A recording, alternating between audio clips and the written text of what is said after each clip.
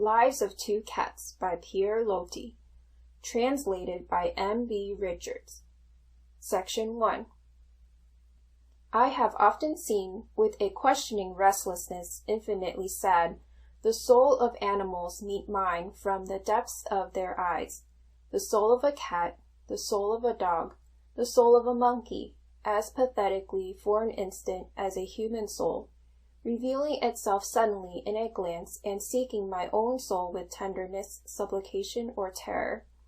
And I have felt perhaps more pity for these souls of animals than for those of my own brethren, because they are speechless, incapable of emerging from their semi-intelligence, above all, because they are more humble and despised. Section 2.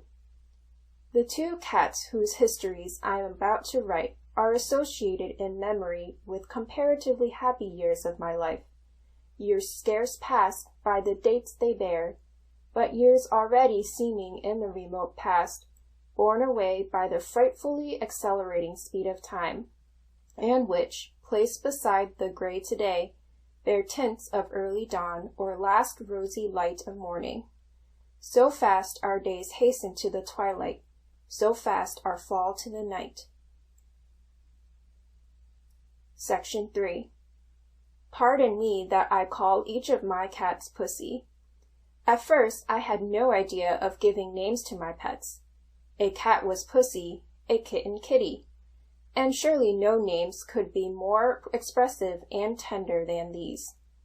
I shall call the poor little personages of my story by the names they bore in their real lives, Pussy White and Pussy Gray, the latter often known as Pussy Chinese. Section 4.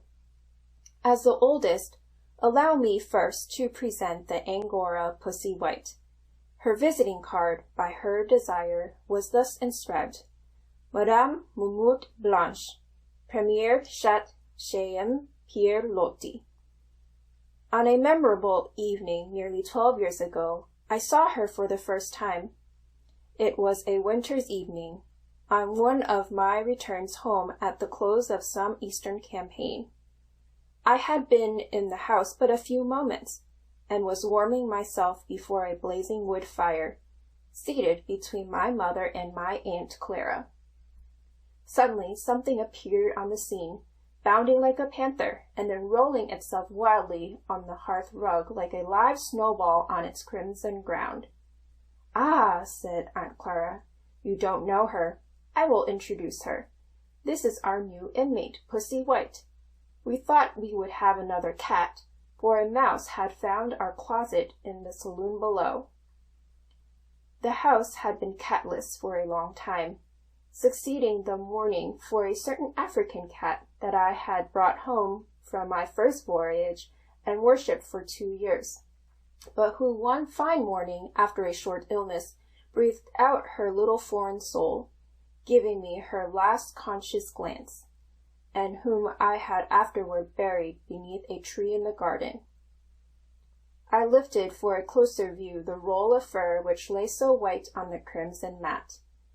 I held her carefully with both hands, in a position cats immediately comprehend, and say to themselves, "Here is a man who understands us. His caresses we can gratefully condescend to receive." The face of the new cat was very prepossessing.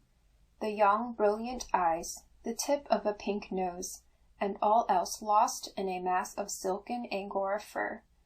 White, warm, clean, exquisite to fondle and caress.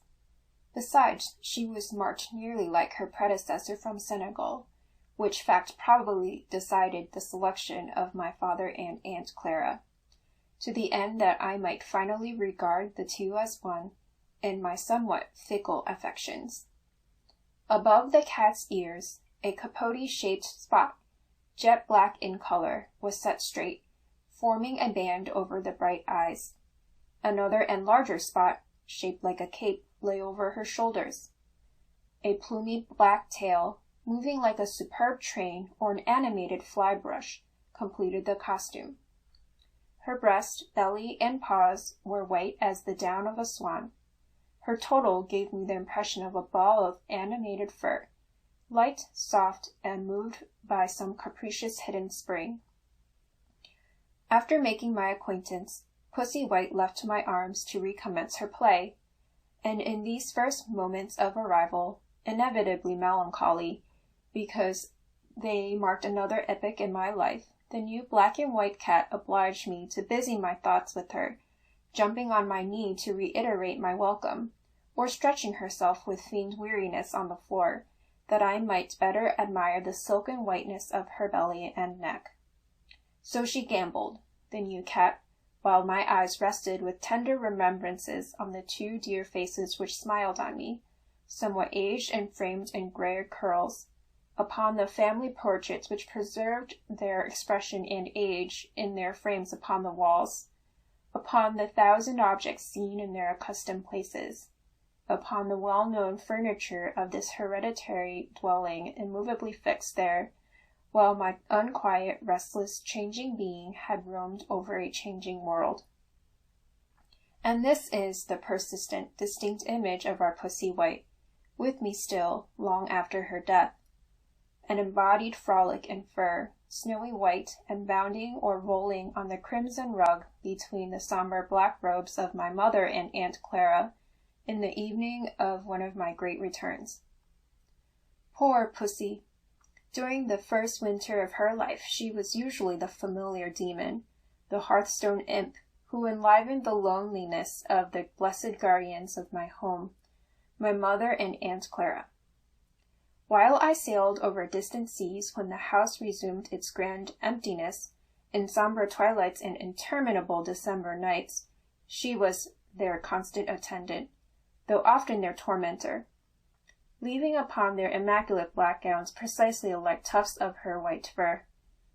With reckless indiscretion she took forcible possession of a place on their laps, their work-table, or in the center of their work-baskets, tangling beyond rearrangement their skeins of wool, their reels of silk.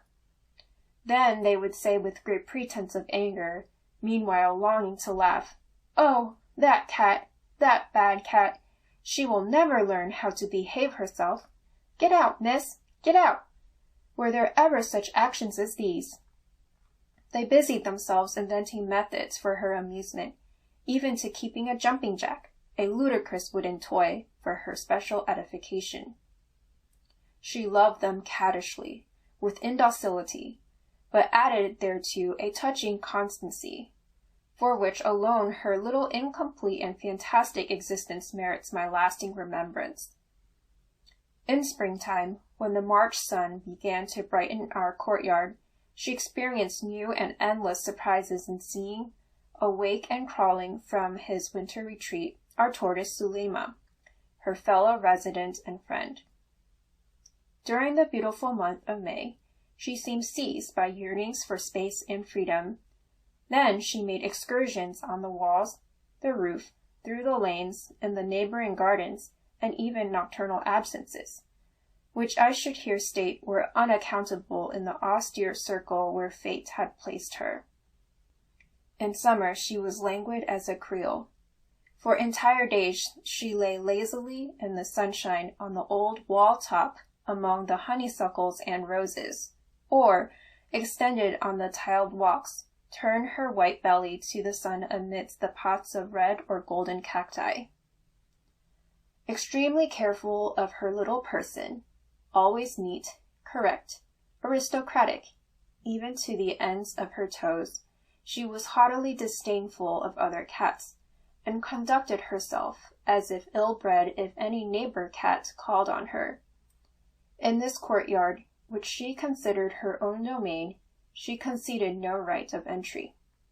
If, above the adjoining garden wall, 2 ear-tips, a cat's nose rose timidly, or if something stirred in the vines or moss, she upsprang like a young fury, bristling angrily to the tip of her tail, impossible to restrain, quite beside herself. Cries in harsh tones and bad taste followed, struggles, blows, and savage clawings. In fact, our pet was ferociously independent. She was also extremely affectionate when so inclined, caressing, cajoling, uttering so gentle a cry of joy, a tremulous meow, every time she returned from one of her vagabond tramps in the vicinity. She was then 5 years old, and the mature beauty of an Angora, with superb attitudes of dignity and the graces of a queen. I had become much attached to her in the course of my absences and returns, considering her one of our home treasures, when there appeared on the scene 3,000 miles afar in the Gulf of Pekin, and of a far less distinguished family than the Angoras, the kitten destined to become her inseparable friend, the most unique little personage I have yet known, Pussy Gray, or Pussy Chinese. End of part 1. This is Books on My Mind YouTube channel. Listen to world's best and high-quality audiobooks. Click on the subscribe button for more.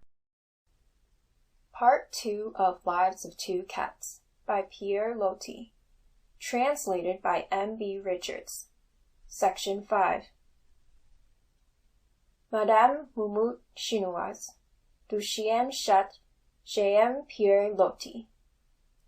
Most singular was the destiny which united to me this cat of the yellow race, progeny of obscure parentage and destitute of all beauty.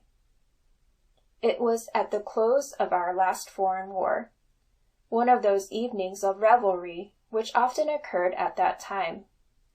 I know not how the little distraught creature, driven from some wrecked junk or sampan, came on board our warship, in great terror, seeking a refuge in my cabin beneath my berth.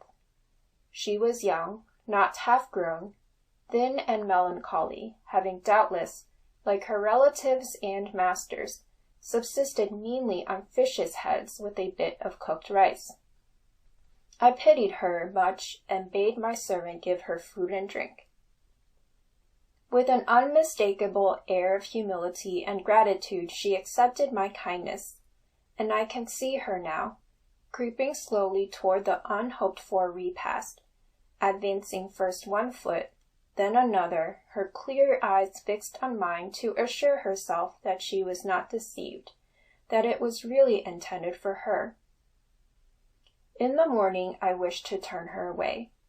After giving her a farewell breakfast, I clapped my hands loudly, and stamping both feet together by way of emphasis, I said in a harsh tone, "Get out! Go away, little kitty!" But no, she did not go, the little pagan. Evidently she felt no fear of me, intuitively certain that all this angry noise was a pretense. With an air that seemed to say, "I know very well that you will not harm me," she crouched silently in the corner, lying close to the floor in a supplicating attitude, fixing upon me 2 dilated eyes, alight with a human look that I have never seen except in hers. What could I do? Impossible to domicile a cat in the contracted cabin of a warship. Besides, she was such a distressingly homely little creature, what an encumbrance by and by. Then I lifted her carefully to my neck, saying to her, "I am very sorry, kitty," but I carried her resolutely the length of the deck, to the further end of the battery, to the sailors' quarters, who usually are both fond of and kind to cats of whatever age or pedigree. Flattened close to the deck, her head imploringly turned towards me, she gave me one beseeching look, then rose and fled with a queer and swift gait in the direction of my cabin, where she arrived first in the race between us. When I entered, I found her crouched obstinately in the corner from which I had taken her, with an expression, a remonstrance in her golden eyes, that deprived me of all courage to again take her away.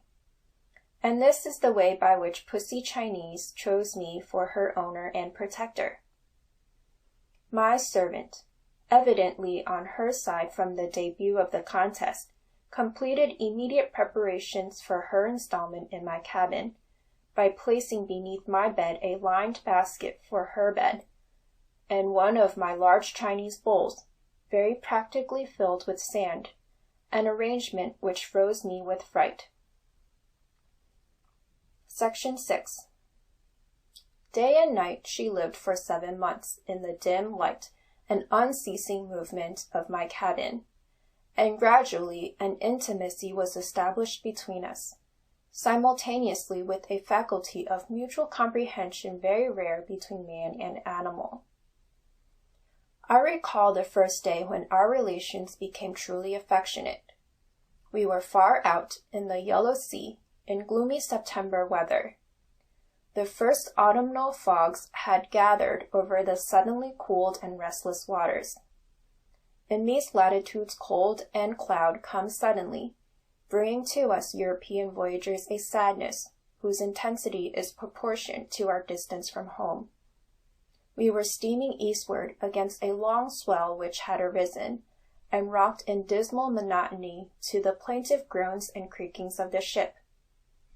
It had become necessary to close my port, and the cabin received its sole light through the thick bull's-eye, past which the crests of the waves swept in green translucency, making intermittent obscurity. I had seated myself to write at the little sliding table, the same in all our cabins on board. During one of those rare moments when our service allows a complete freedom and peace, and when the longing comes to be alone as in a cloister. Pussy Gray had lived under my berth for nearly 2 weeks. She had behaved with great circumspection, melancholy showing herself seldom, keeping in darkest corners as if suffering from homesickness and pining for the land to which there was no return. Suddenly she came forth from the shadows, stretched herself leisurely, as if giving time for farther reflection, then moved towards me, still hesitating with abrupt stops, at times affecting a peculiarly Chinese gesture. She raised a forepaw, holding it in the air some seconds before deciding to make another advancing step, and all this time her eyes were fixed on mine with infinite solicitude. What did she want of me? She was evidently not hungry. Suitable food was given her by my servant twice daily. What then could it be? When she was sufficiently near to touch my leg, she sat down, curled her tail about her, and uttered a very low mew, and still looked directly in my eyes, as if they could communicate with hers, which showed a world of intelligent conception in her little brain. She must first have learned, like other superior animals, that I was not a thing, but a thinking being, capable of pity and influenced by the mute appeal of a look. Besides, she felt that my eyes were for her eyes, that they were mirrors, where her little soul sought anxiously to seize a reflection of mine. Truly they are startlingly near us, when we reflect upon it, animals capable of such inferences. As to myself, I studied for the first time the little visitor who for 2 weeks had shared my lodging. She was fawn-colored like a wild rabbit, mottled with darker spots like a tiger. Her nose and neck were white, homely in effect, mainly consequent on her extremely thin and sickly condition, and really more odd-looking than homely to a man freed like myself from all conventional ideas of beauty. Besides, she was quite unlike our French cats, low on the legs, very long-bodied, a tail of unusual length, large upright ears, and a triangular face. All her charm was in the eyes, raised at the outer corners like all eyes of the extreme Orient, of a fine golden yellow instead of green, and ever-changing, astonishingly expressive. While examining her, I laid my hand gently upon her queer little head, stroking the brown fur in a first caress. Whatever she experienced was an emotion beyond mere physical pleasure. She felt the sentiment of a protection, a pity for her condition of an abandoned foundling. This, then, was why she came out of her retreat, poor Pussy Gray. This was why she resolved, after so much hesitation, to beg from me not food or drink, but for the solace of her lonely cat soul, a little friendly company and interest. Where had she learned to know that this miserable outcast, never stroked by a kind hand, never loved by anyone, if not perhaps in the paternal junk, by some poor Chinese child without playthings and without caresses, thrown by chance like a useless weed in the immense yellow swarm, miserable and hungry as herself, and whose incomplete soul in departing left behind no more trace than her own? Then a frail paw was laid timidly upon me. Oh, with so much delicacy, so much discretion. And after looking at me a long time beseechingly, she decided to venture upon my knee. Jumping there lightly, she curled herself in a light, small mass, making herself small as possible and almost without weight, never taking her eyes from me. She lay a long time thus, much in my way, but I had not the heart to dislodge her, which I should doubtless have done had she been a gay, pretty kitten in the bloom of kittenhood. As if in fear at my least movement, she watched me incessantly, not fearing that I should harm her. She was too intelligent to think me capable of that, but with an air that seemed to ask, "Is it true that I do not weary you, that I do not trouble you?" And then her eyes growing still more tender and expressive, saying to mine very plainly, "On this dismal autumn day, so depressing to the soul of cats, since we two are here so lonely, in this abode so strange, so unquiet, shaken and lost amid I know not what dangerous and endless space, can we not give to each other a little of that sweet thing, immaterial and beyond the power of death, which is called affection and which sometimes shows itself in a caress?" End of Part 2. Part 3 of Lives of Two Cats by Pierre Loti, translated by M.B. Richards. Section 7. As soon as the treaty of friendship was signed between this cat and myself, anxieties arose within me concerning her future. What could I do with her? Carry her to France over so many thousand miles and difficulties innumerable? To be sure, my home would be for her the unhoped-for asylum, where the short, mysterious dream of her little life would pass with least suffering and most peace. But I could not see, without forebodings, this sickly, ill-robed foreigner, the fellow resident of our superb Pussy White, so jealous, who would certainly drive her from the premises as soon as she appeared. No, that was impossible. On the other side, to abandon her at our next port of call, among chance new friends, that was equally impossible. I could have done so had she been vigorous and beautiful, but this melancholy little creature, with her human eyes, held me to her by a profound pity. Section 8. Our intimacy, founded on mutual loneliness, constantly increased. Weeks and months passed on the never-resting seas, while all remained the same in the obscure corner of the ship where Pussy had chosen her abode. For us men who sail the seas, there are always the strong winds that buffet us, the starry nights on deck, and the goings-on shore in foreign ports, always some event to break the monotony of sea life.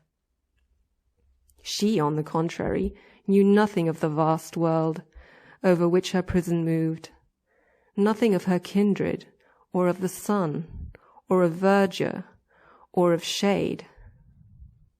And, never going outside, she lived in the solitude of my narrow cabin. It was a glacial place at times, when the door swung open to the fierce wind sweeping the decks. Oftener it was a hot and stifling furnace, where Chinese incense burned before the expatriated idols, as if in a Buddhist temple. For companions in her musings, she had monsters in wood or bronze, fixed to the walls and grinning with malicious laughter.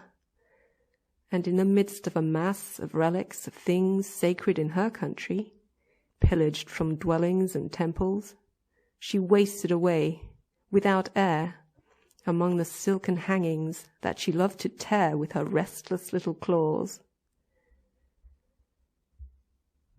As soon as I entered my cabin, she would come forward with her soft, welcoming cry of joy, springing like a jack-in-the-box from behind some curtain, desk, or chest. If by chance I seated myself to write, she, very slyly, very tenderly, seeking protection and caresses, would softly take her place on my knees and follow the comings and goings of my pen, sometimes effacing, with an unintentional stroke of her paw, lines of whose tenor she disapproved. The shocks, the pitchings of the ship in rough weather, the noise of our cannon gave her great terror. At these times she threw herself against the walls, spun around like a mad creature, after which she would stop breathless and hide herself in the darkest corner with a terrified and sad expression. Her cloistered youth resulted in an unnatural state of invalidism, becoming daily more and more pronounced. Her appetite continued normal, but she was emaciated.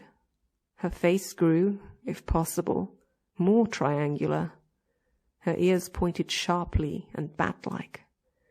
Her large golden eyes sought mine with an air of distress, uncomfortably human-like, or with questionings on the problem of life, perhaps equally troubling and far more unanswerable to her little intelligence than to my own.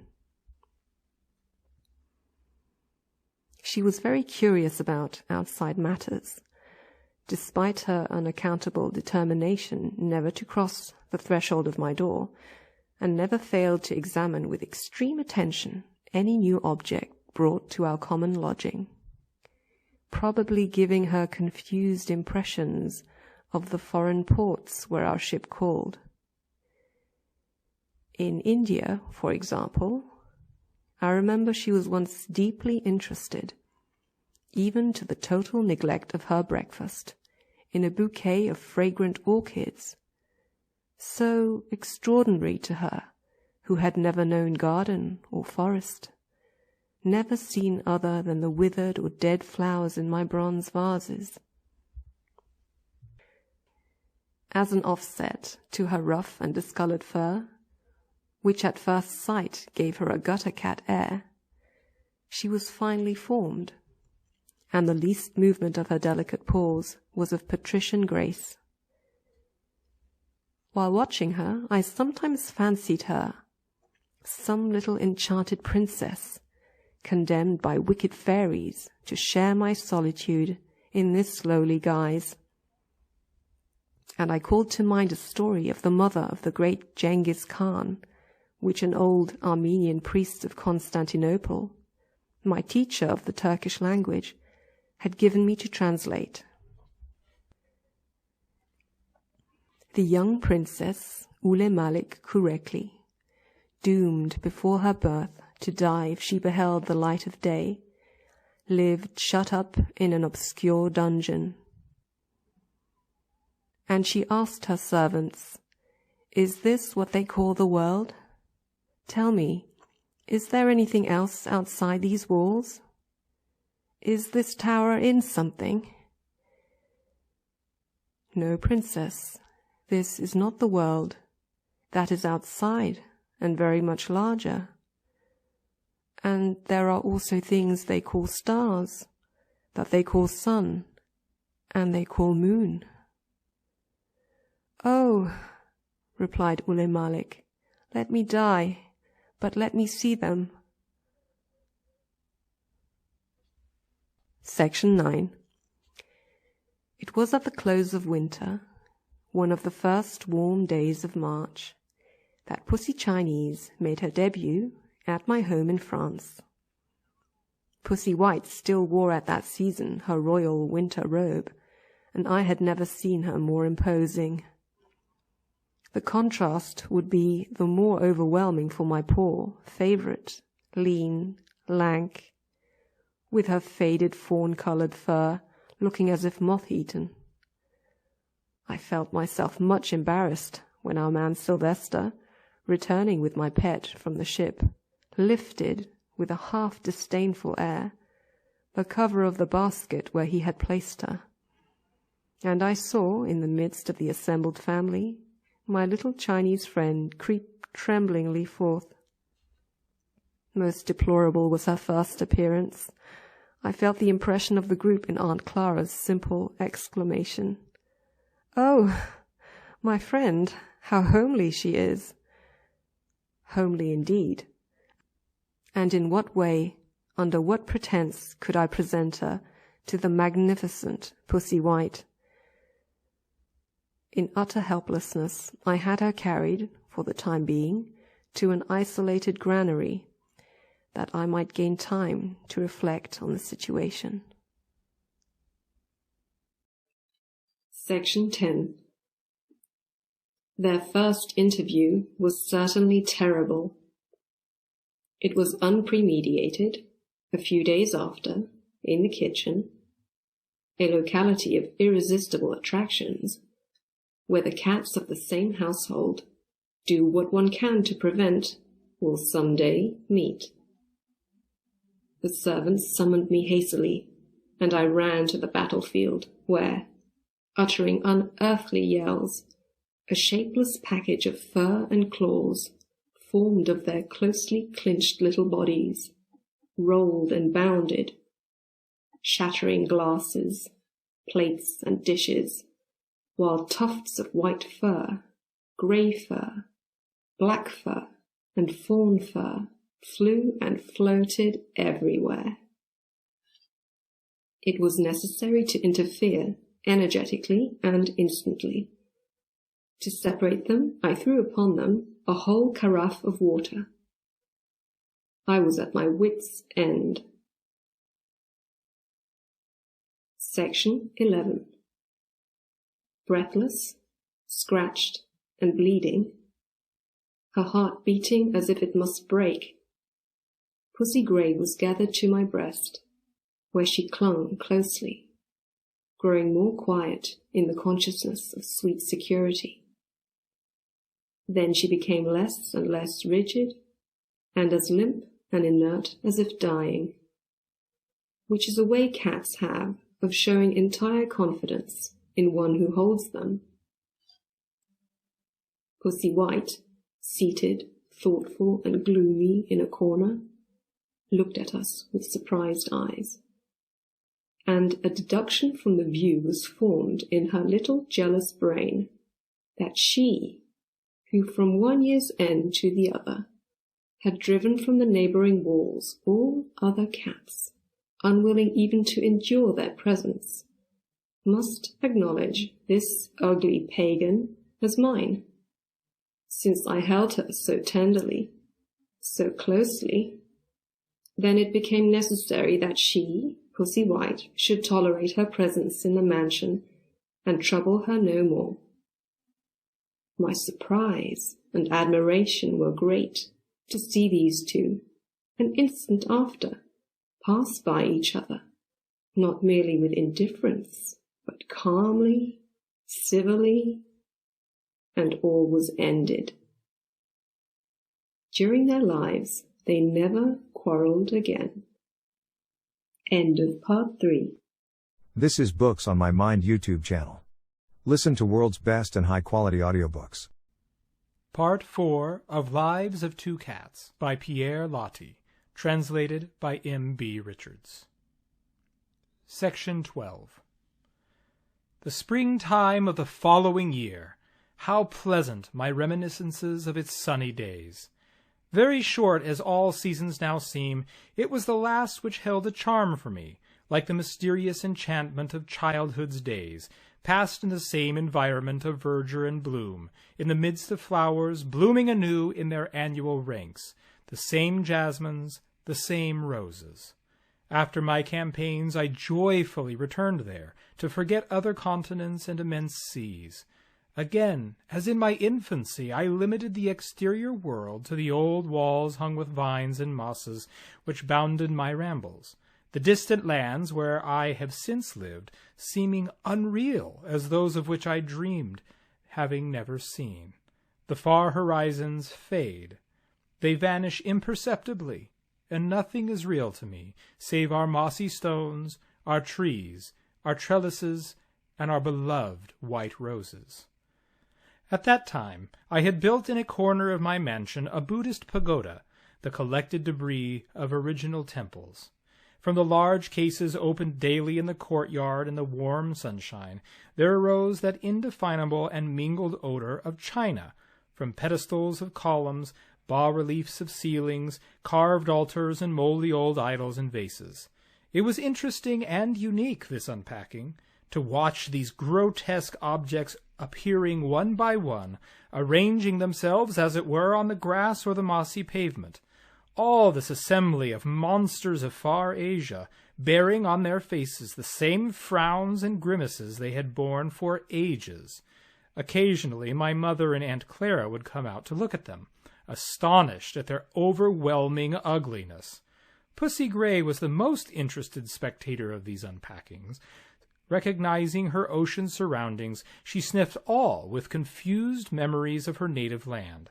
Afterward, habituated to dwelling so long in semi-darkness, she would crawl into boxes and hide herself in the empty spaces, under the exotic straw still smelling of sandalwood and musk. It was an exhilarating and beautiful springtime, bird songs filling the air, and Pussy Gray thought it marvelous. Poor little recluse, grown up in the stifling obscurity of my rolling home. Bright sunlight, balmy air, the vicinity of feline friends alike astonished and charmed her now. She now made long and exhaustive explorations of the courtyard and garden, smelling every blade of grass, every new plant, in fact, everything that sprang fresh and odorous from the awakened earth. These forms, these colors, old as the world, which plants unconsciously produce every succeeding spring, these immutable laws, perfectly and silently obeyed by unfolding leaf and bursting bud, were phenomena for her who had never known springtime or verdure. And Pussy White, formerly absolute and intolerant queen of the place, had deigned to share her domain with the forlorn stranger, leaving her to roam at will among the evergreens, the potted flowers, or along the promenade on the gray wall top under the pendant boughs. Pussy Chinese was especially impressed by a miniature lake so closely interwoven with my infantile memories, which fascinated her for a long time. There in the grass, each day higher and more luxuriant, she crouched close to the earth, like a panther intent on his prey. Doubtless inheriting this movement from her ancestors, Mongolian cats with uncultivated manners. She hid behind the Lilliputian rocks, buried herself beneath the vines like a little tiger in a miniature virgin forest. I found great pleasure in watching her goings and comings, her sudden haltings, her surprises. When she realized that I was watching her, she in turn watched me, posing in an attitude peculiarly her own, very graceful, but very like a Chinese belle, with a paw extended as if holding a fan, just as I have seen one holding an article raise coquettishly the little finger, and her droll golden eyes grew infinitely expressive, speaking to mine. "Please permit me to amuse myself. Does it incommode you in the least? Look, I walk with lightness, I play with extreme carefulness, I go about with discretion among these beautiful green things that smell so sweetly, and this good air is so refreshing in this wide, free space, and these other strange objects that I see and turn high over us, things they call stars, that they call sun, and they call moon. Oh, how different from our trembling lodging on the ship, and how delightful to be here together in this happy place. This home, so new to her, was equally for me the oldest, the most familiar of all places on the earth, whose least details, whose feeblest blade of grass were known to me since the earliest and most impressible days of my existence. So dear to me that I am bound to it with all my being, so dear that I love with a love akin to idolatry the old vines and shrubs which are there, the jasmine, the honeysuckles, and a certain dielytra rose, which every returning March unfolds its precocious leaves, gives the same April roses, fades in the June sun, then burns in August heat, and seems to perish. And while Pussy Gray abandons herself to the joy of youth and springtime, I, on the contrary, knowing that all this will pass away, feel for the first time in my life shadows like those of evening stealing over my own life, presages of the inexorable night, the morningless night of the final autumn, never to be succeeded by spring. And with profound sadness in this courtyard, bright with sunshine, I gaze upon the two dear ones, their silvery hair, their mourning robes, my mother and Aunt Clara, going and coming, stooping down as has been their wont for many springs, to discover what flower seeds had come up, or raising their heads to see the buds of honeysuckles and rose-trees. And when their sombre robes vanished from my view at the end of the green avenue, which is the vestibule of our family residence, I am forced to notice that their steps are slower and less firm.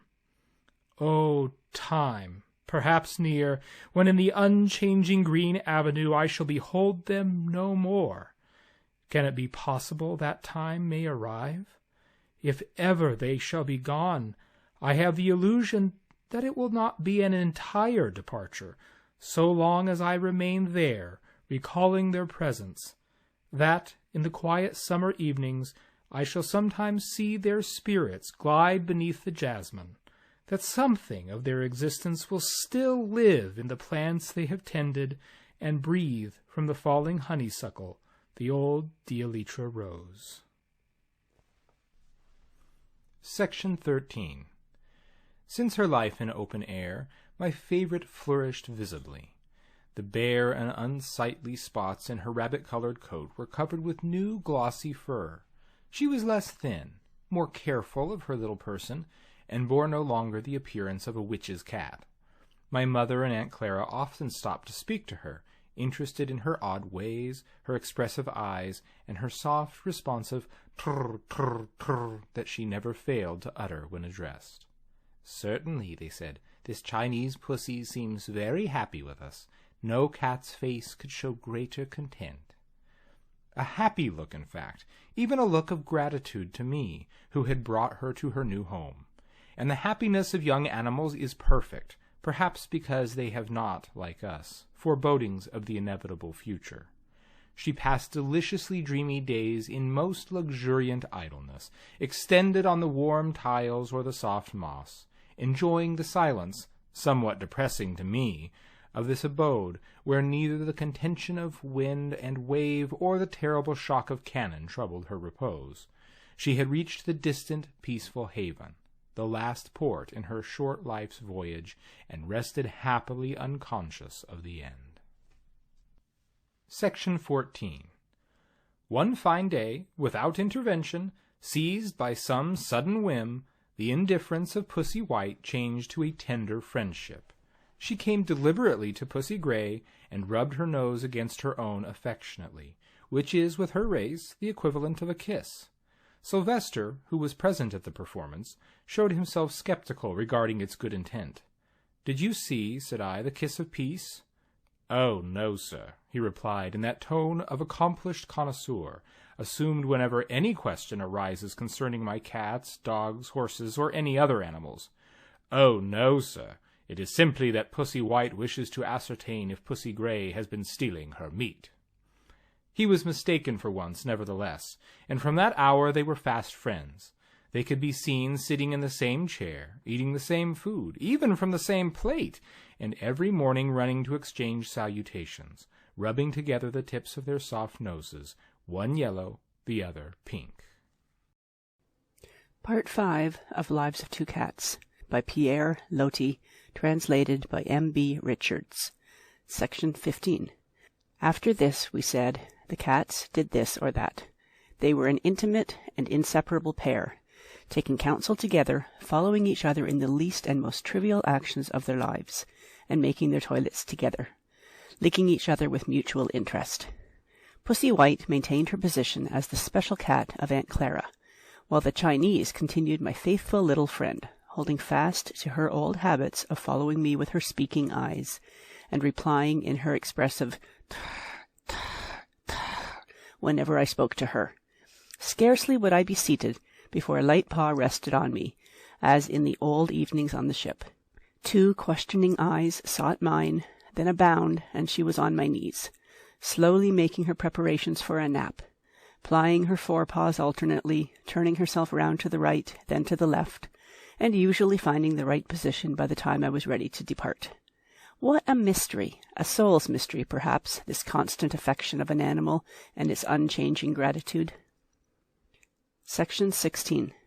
They were much spoiled, the 2 cats, admitted to the dining-room at mealtimes, often seated one on my right and the other on my left, recalling to me, occasionally, their presence by a light stroke of the paw on my napkin, and watching for titbits that I fed them surreptitiously, like a guilty schoolboy, from the tip of my fork. In recording this, I still farther darken my reputation, which, it seems, is already reputed incorrect and eccentric. I can, however, criticize a certain member of the Academy, who, having done me the honour of dining at my table, did not refrain from offering to our pussies, even in his own spoon, a little chantilly cream. Section 17. The following summer was for Pussy Grey a period of absolutely delicious life. With her originality and her foreign air, she had grown almost beautiful, so finely reclad in glossy fawn colour. All around, in the cat world, in the gardens and on the roofs, the news had circulated of the presence of this piquant stranger, and candidates for her smiles were numerous. They smirked and serenaded beneath her windows in the balmy nights filled with perfume of honeysuckle and rose. During September, the 2 cats experienced, at almost the same time, the joy of motherhood. Pussy White, it is needless to relate, was already a well-known matron.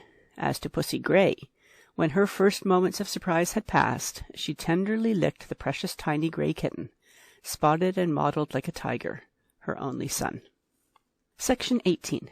The reciprocal attachment of the 2 families was touching. The comical little Chinese and the little Angora, round as a powder-puff, frolicking together, and nourished, washed, and watched by one or the other mother with an almost equal solicitude. Section 19. In the winter season, Pussy becomes peculiarly the hearthstone guest, constant companion of the fireside, sharing with us, before the flickering flames, vague melancholies and endless reveries of the long twilights. Since the first frosts, Pussy Grey had lost all roughness of her mottled coat, and Pussy White had donned the most imposing cravat, a boa of snowy whiteness that framed her face like a Medici ruff. It is well known that in winter the cat attains its fullest perfection of flesh and fur. Their attachment grew as they warmed themselves together by the fireside. They slept entire days in each other's arms, on the cushions in the armchairs, rolled in a single ball where heads and tails were alike indistinguishable. Pussy Grey could never get sufficiently close to her friend. Returning from some scamper in open air, if she perceived the Angora sleeping before the fire, she softly, very softly, approached her, as if about to spring upon a mouse. The other, always nervous, whimsical, irritated at being disturbed, sometimes gave her a light cuff of disapproval. She never retaliated, the Chinese, but merely raising her little paw, as if quite ready to laugh, then saying to me from a corner of her eyes, "You must allow that she is rather cross, but I don't mind it at all, you may be sure." Then, with redoubled precaution, she always attained her desired purpose, which was to lay herself completely upon the other, her head sunk in the silky snow. and before sleeping she said to me from half-closed eyes, "This is all I wanted. Here I am." End of Part 5. This is Books on My Mind YouTube channel. Listen to world's best and high-quality audiobooks. Part 6 of Lives of Two Cats by Pierre Loti, translated by M.B. Richards. Section 20. Oh, our winter evenings of that time! In the most sheltered corner of the mansion, elsewhere closed and thus silent and dark, was a small and warm parlor facing the sun, the courtyard and the gardens where my mother and Aunt Clara sat beneath their hanging lamp, in their usual places where so many past and similar winters have found them. And usually I was there also, that I might not lose an hour of their presence on earth, and my days at home near them. On the other side of the mansion, far from us, I abandoned my study, leaving it dark and fireless, that I might simply pass my evenings in their dear company, within the cozy room, innermost sanctuary of our family life, the home dearest to us all. No other spot has given me a fuller, a sweeter impression of a nest, nor have I warmed myself with more tranquil melancholy than before the blaze in its small fireplace. The windows, whose blinds were never closed, so confident were we in our security, the glass door, almost too summer-like, opened upon the desolation of naked trees and vines, brown leaves and despoiled trellises, often silvered by pale moonlight. Not a sound reached us from the street, which was some rods distant, and besides a very quiet one, its silence rarely broken by the songs of sailors celebrating at long intervals their safe returns. No, we had rather the sounds of the country, whose nearness was felt beyond the gardens of old ramparts of the city. In summer, immense concerts of frogs in the marshes which surrounded us, smooth as steeps, and the intermittent flute-like note of the owl. In the winter evenings of which I write, the shrill cry of the marsh bird, and above all, the long wail of the west wind coming from the sea.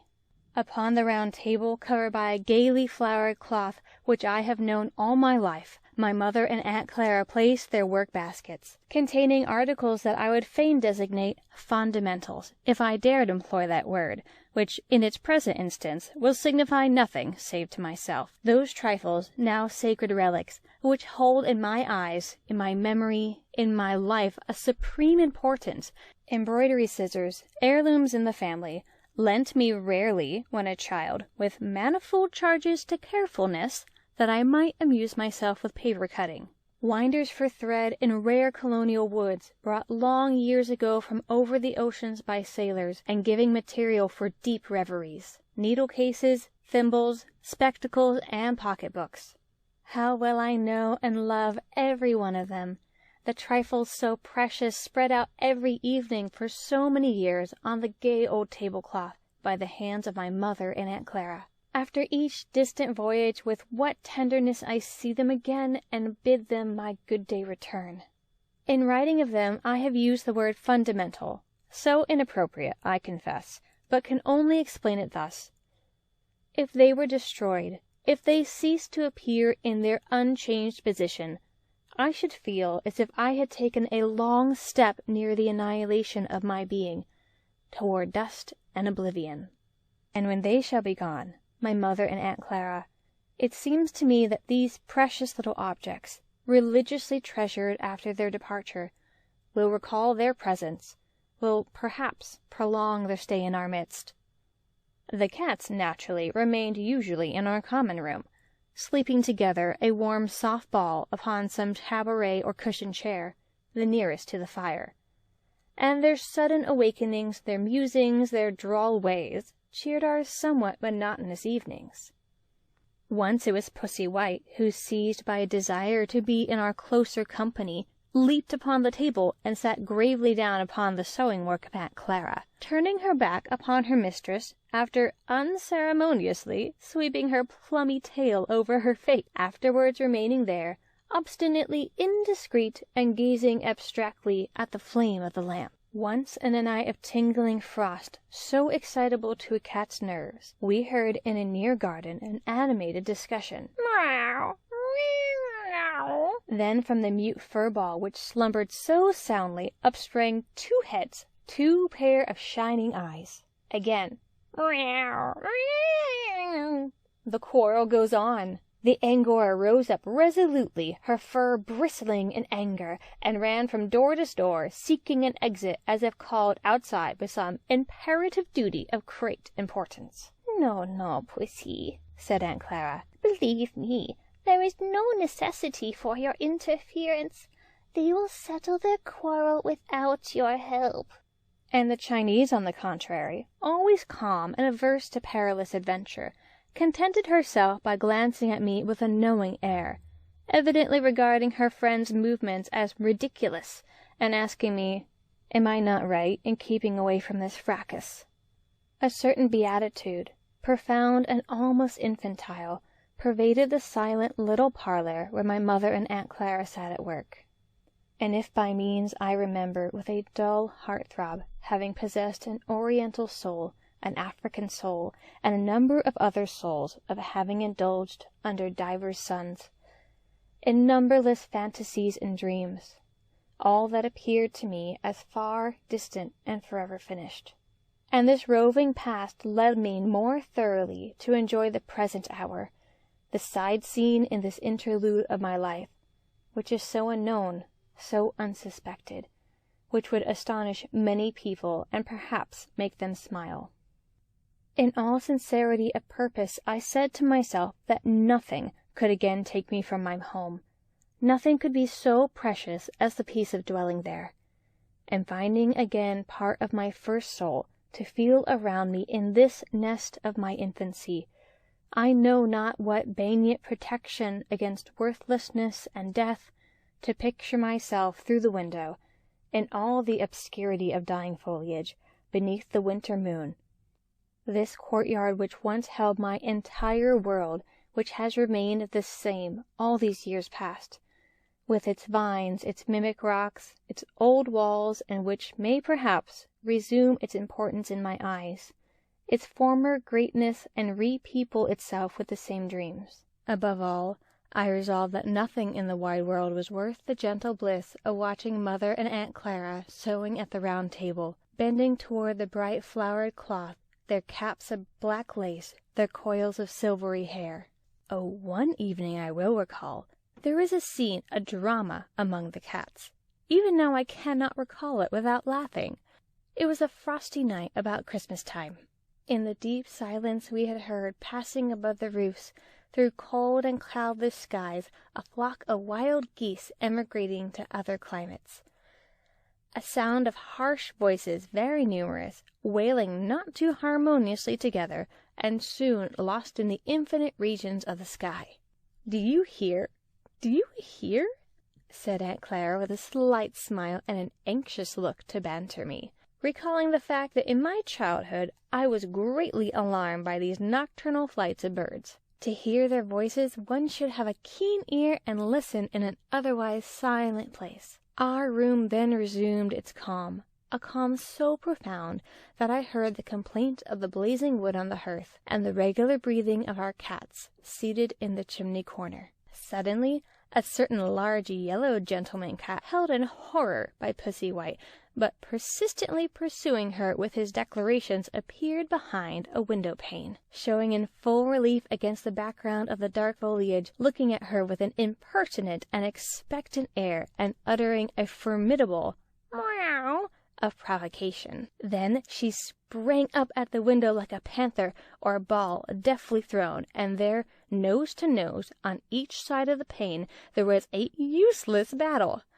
A volley of unpardonable insults poured out in shrill, coarse tones, blows of unsheathed claws given with emphasis, vain scratching across the glass, which made great noise and did nothing. Oh, the fright of my mother and Aunt Clara, starting from their chairs at the first alarm, then their hearty laugh afterward, the ridiculousness of all this impetuous racket breaking in upon the intense silence, and above all the visage of the visitor, the yellow cat, discomfited and breathless, whose eyes blazed so drolly behind the glass. Putting the pussies to bed was in those evenings one of the important events, primordials, shall I call it, of our daily existence. They were never allowed, as are many other cats, to roam all night among the vines and flowers, beneath the stars or contemplating the moon. We held opinions upon that subject from which we never departed and made no compromises. There was a useless battle. The going to bed was merely shutting them up in an old granary at the end of the courtyard, almost hidden underneath a growth of vines and honeysuckles. It was really in Sylvester's quarters, beside his chamber, so that every evening they said good night together, the cats and he. When each one of these days, these unappreciated days now wept for, was ended, fallen in the abyss of time, Sylvester was called, and my mother would say in a half-solemn tone, as if fulfilling a religious duty, "Sylvester, it is time for the cats to go to bed." At the first words of this phrase, uttered in ever so low a voice, Pussy White pricked up her ears, then, knowing there was no mistake about it, jumped down from her cushion with an important though disturbed air, and ran to the door, that she might make her exit first and on her own feet, unwilling to be carried, and determined to go of her own free will or not at all. The Chinese, on the contrary, endeavored to delay the inevitable change. Reluctant to quit the warm room, she got down slyly, crouching very low on the carpet to be less in view, and glancing around to ascertain if anyone had seen her, would hide under some article of furniture. The big Sylvester, accustomed to these subterfuges, called with his childlike tone and smile, "Where are you, Pussy Gray? I know you are not far off." Tenderly she responded, "Chirr, chirr, chirr," knowing further pretense useless, and allowing herself to be lifted to the broad shoulder of her friend. The procession finally took up the line of march, at the head Pussy White, independent and superb. Behind followed Sylvester, who said, "Good night," and who in one hand carried his lantern, and with the other grasped the long tail of Pussy Gray, which hung pendant on his breast. The Angora usually proceeded resignedly to her proper sleeping place. Sometimes it happened, at certain phases of the moon, that vagabond fancies seized her, aspirations to play the truant and sleep at an angle of some roof or at the summit of a solitary pear tree in the bracing air of December, after having passed the entire day in an armchair by the fireside. On these occasions Sylvester soon reappeared with a drolly despondent face, still holding the tail of Pussy Gray, who clung close to his neck, saying again that Pussy White will not go to bed. "Again? Ah, what actions!" replied Aunt Clara indignantly, and she stepped outside herself to try the effort of her authority of calling, "Pussy, Pussy," in her dear feeble voice, which I can hear now, as it echoed then in the courtyard through the sonorous depth of the winter night. But no, Pussy obeyed not. From the height of a tree, from the top of a wall, she gazed about with her nonchalant air, seating at her ease on her chosen throne, her furry robe making a white spot in the darkness, and her eyes emitting tiny phosphorescent gleams. "Pussy, Pussy! Oh, you naughty creature! It is shameful, miss! Such conduct! Shameful!" Then out in her turn came my mother, shivering in the cold and trying to make Aunt Clara come in. An instant after I followed to bring both indoors. And then to see ourselves gathered in the courtyard, in freezing night, Sylvester also of the group and still holding his cat by the tail, and all this united authority set at defiance by a little cat perched high above us, gave an irresistible desire to laugh at ourselves, beginning with Aunt Clara, and which we all joined. I have never believed there existed in the entire world two such blessed old ladies. Ah, how old, alas! Capable of such hearty laughter with the young, knowing so well how to be amiable, how to be gay. Truly I have been happier with them than with any or all others. They always discovered in seemingly insignificant trifles an amusing or comical aspect. Pussy White decidedly had the best of the discussion. We re-entered, crestfallen and chilled, the little room too much cooled by the open door to gain our respective chambers by a series of stairwells and sombre passages. And Aunt Clara, with a relapse of anger, when reaching her threshold, said to me, "Good night. But on the whole, what is your opinion of the cat?" End of Part 6. Part 7 of Lives of Two Cats by Pierre Loti, translated by M.B. Richards. Part 7. Chapter 21. The life of a cat may extend over a period of 12 to 15 years if no accident occurs. Our two pets lived to enjoy together the light and warmth of another delicious summer. They found again their days of blissful idleness in company of the everlasting tortoise Zulema, whom the years forgot, between the blooming cacti on the sun-heated pavements, or stretched on the old wall amidst a profusion of jasmines and roses. They had many kittens, raised with tender care, and afterward advantageously domiciled in the neighbourhood. Those of the Chinese were in great demand, being of a peculiar colour and bearing distinctive race marks. They lived another winter, and recommenced their long naps in the chimney corner, their meditations before the changing aspect of the flame or embers of our wood fire. But this was their last season of health and joy, and soon after their decline began. In the succeeding spring some mysterious malady attacked their little bodies, which should have endured vigorous and sound for still some years. Pussy Chinese, first attacked, seemed stricken by some mental trouble, a sombre melancholy, regrets perhaps for her native Mongolia. Refusing both food and drink, she made long retreats to the wall-top, lying there motionless for entire days, replying only to our appeals by a sorrowful glance and plaintive meow. The Angora also, from the first warm days, began to languish, and by April both were really ill. Doctors, called in consultation, gravely prescribed absurd medicines and impossible treatments.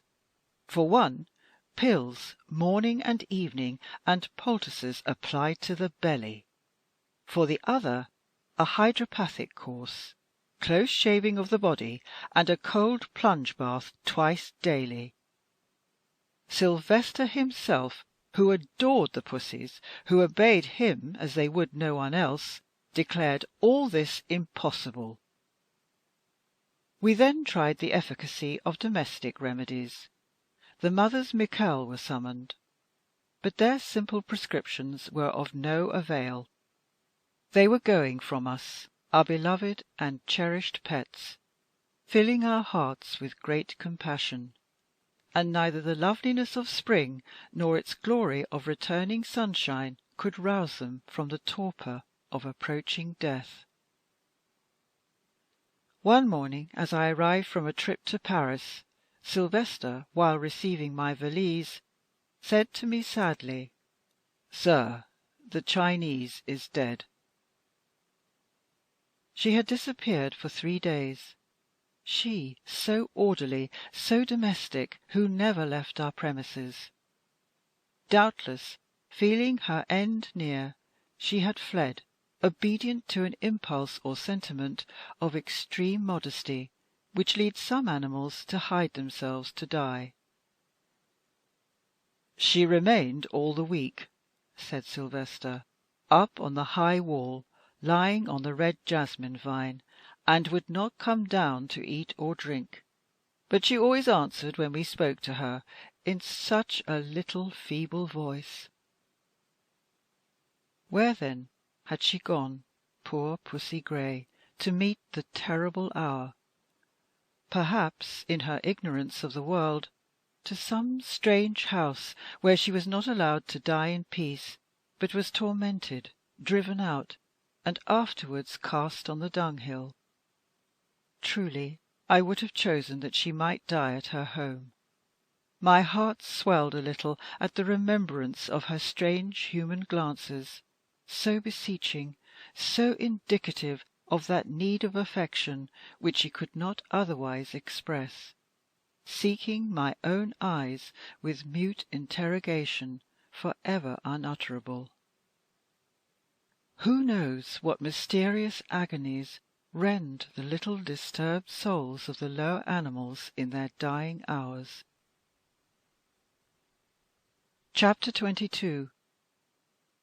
As if a fatal spell had been cast upon our cats, Pussy White also seemed near her end.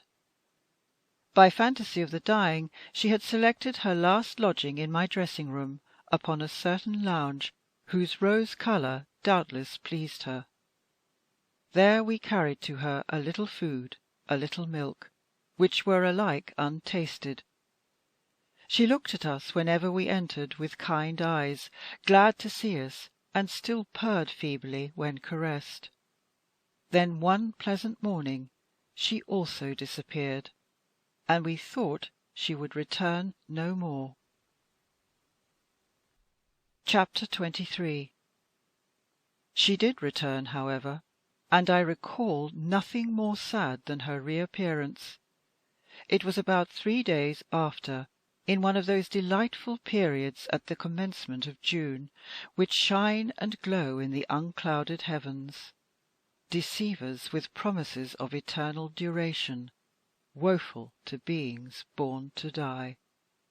Our courtyard displayed all its leaves, all its flowers, all its roses upon its walls, as in so many past Junes.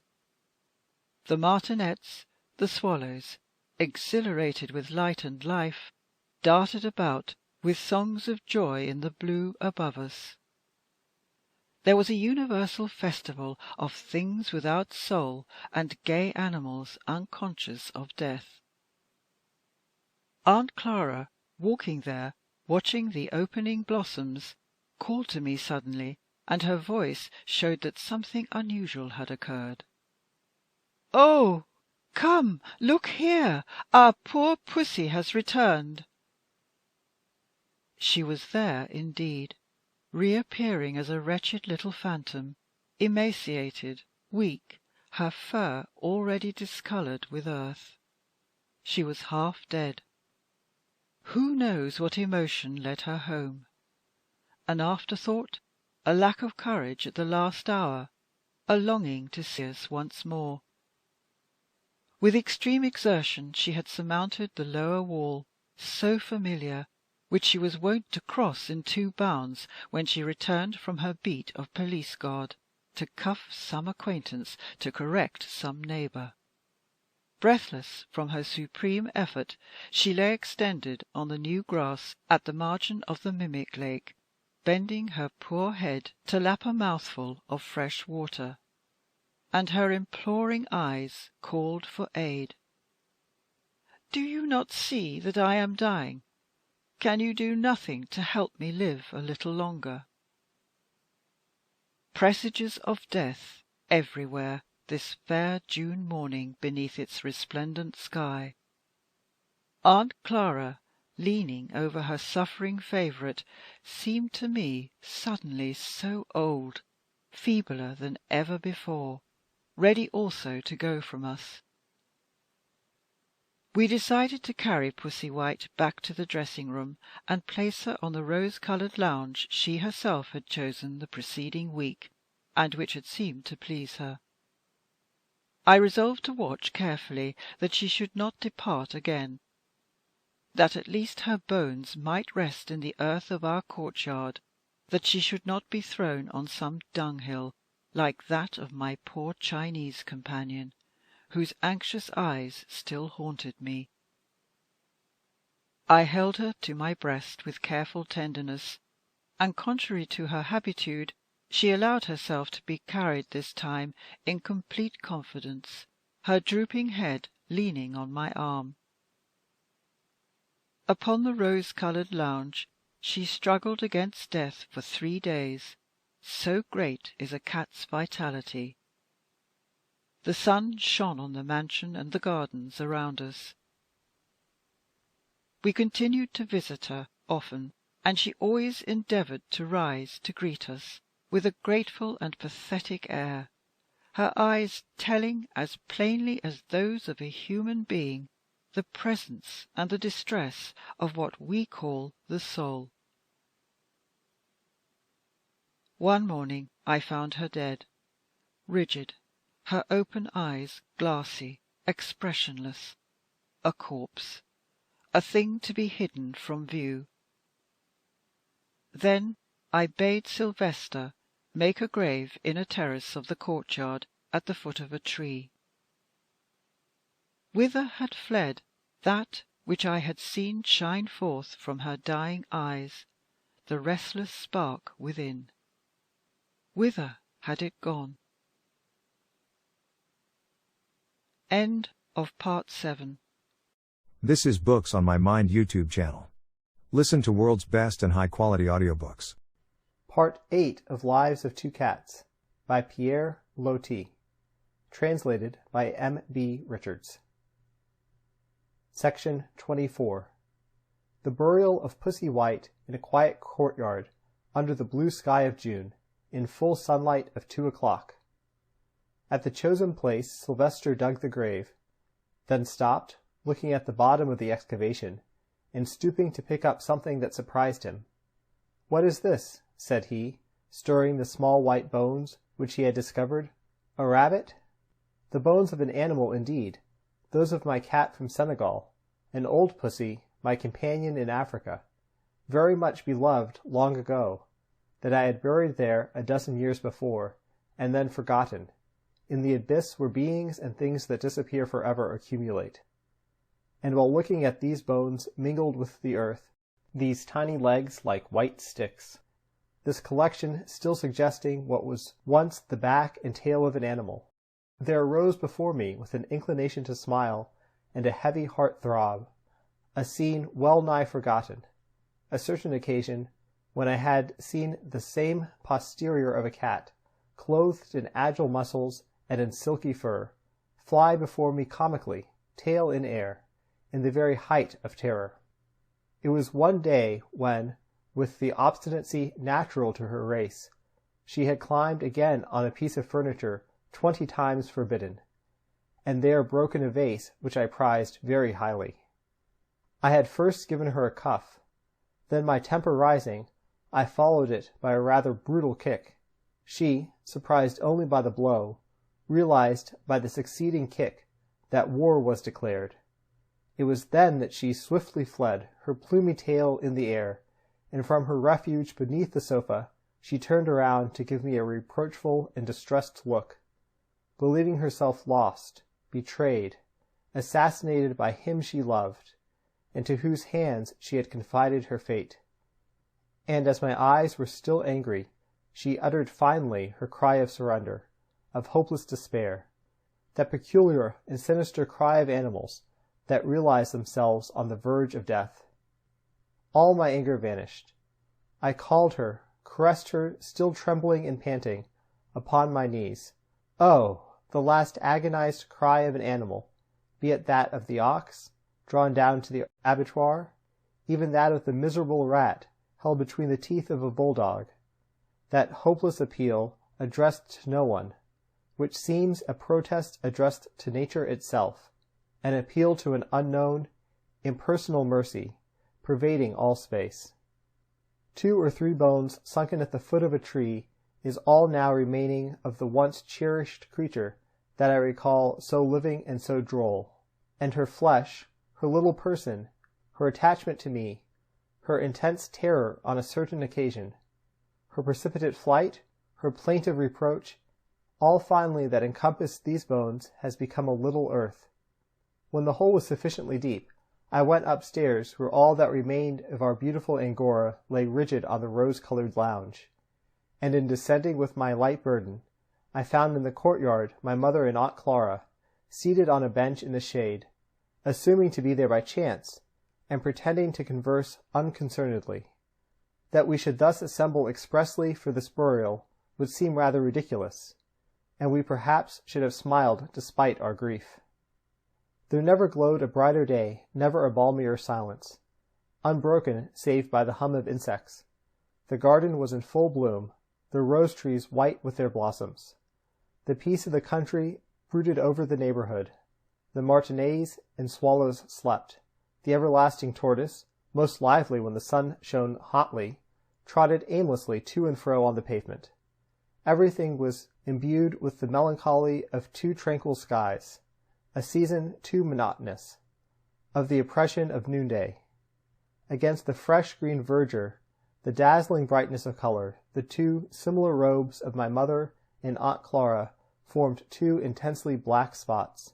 Their silvery heads were bowed down as if somewhat weary of having seen and re-seen so many times, almost 80 times, the deceitful renewal. Everything around them, trees, birds, insects, and flowers, seemed chanting the triumph of their perpetual resurrection. Regardless of the fragile beings who listened, already agonized by the presage of their inevitable end. I laid Pussy White in her grave, and the black and white fur disappeared under a falling mass of earth. I was glad that I had succeeded in keeping her in her last days with us, that she had not died elsewhere like the other.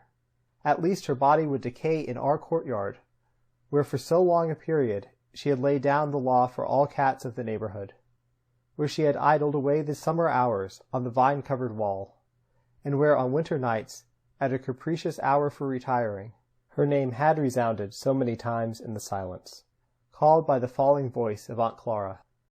It seemed to me that her death was the beginning of the end of the dwellers in our home. In my consciousness, this cat was bound like a long-cherished plaything to the two well-beloved guardians of my hearthstone, seated there upon the bench, and to whom she had been a faithful companion in my absences afar. My sorrow was less for herself, inexplicable and uncertain little soul, than for her existence which had just finished. It was like 10 years of our own life that we had buried there in the earth. End of Part 8. End of Lives of Two Cats by Pierre Loti. Translated by M.B. Richards.